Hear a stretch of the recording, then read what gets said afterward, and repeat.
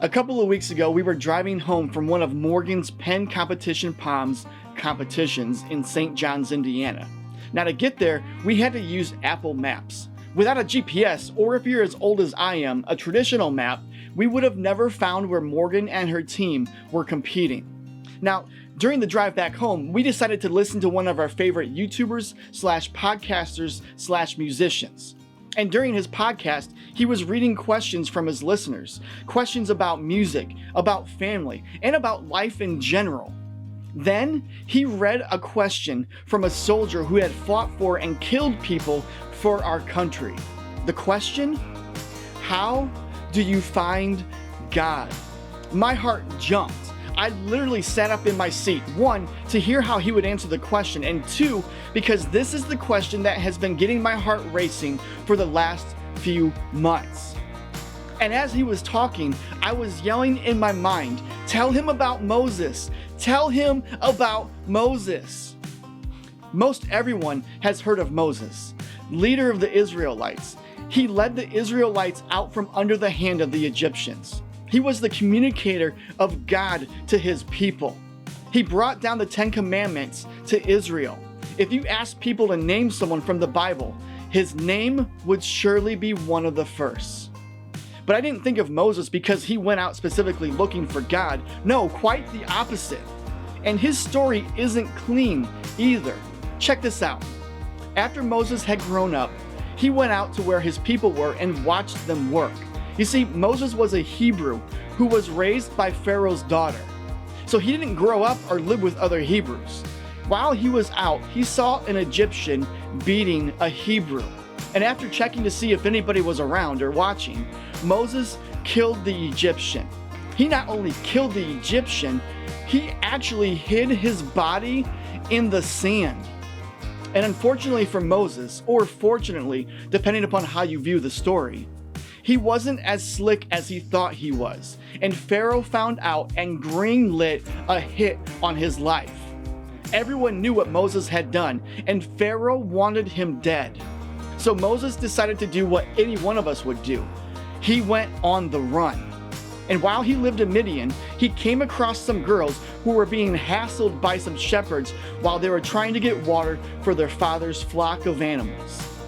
Like any guy might do, he decided to step in and help, and not only rescued the girls, but also watered their animals. A real Mac Daddy move, right? The girls went back home, told their father what had happened, and the father not only invited to have him for dinner, but he also gave his daughter to Moses in marriage. They had a son, and after a while, the Pharaoh who wanted Moses dead had died. And now the Israelites cried out to God because of their slavery in Egypt. And God heard their cries. Check this out. Exodus 3, verse 1 says this: "Now Moses was tending the flock of Jethro, his father-in-law, the priest of Midian, and he led the flock to the far side of the desert and came to Horeb, the mountain of God." God is oftentimes found in what feels like the far side of the desert, the hot, dry land, in the far side of our struggles and our guilt and our hurt and our pain. But if we keep going, we will see the mountain of God. It goes on to say in Exodus chapter 3, verses 2 and verse 4, "There the angel of the Lord appeared to him in flames of fire from within a bush. And when the Lord saw that he had gone over to look, God called to him from within the bush, 'Moses, Moses!' And after God told Moses that he would be the one to lead the Israelites out of Egypt, God said, 'I will be with you.'" You see, Moses didn't go looking for God. God went looking for Moses. And this isn't the only time that this happened. It happens all the time in the Bible.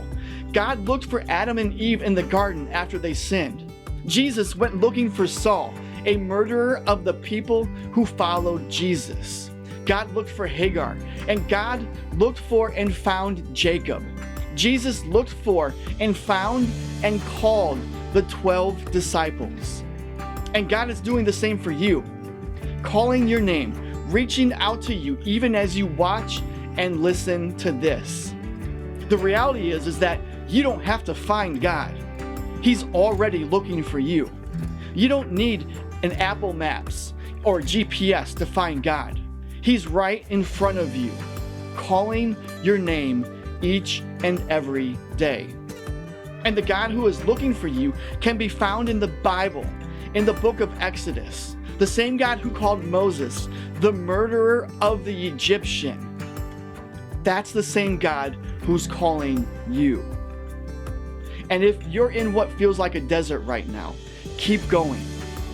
God is in the desert. God's in the far side of the desert.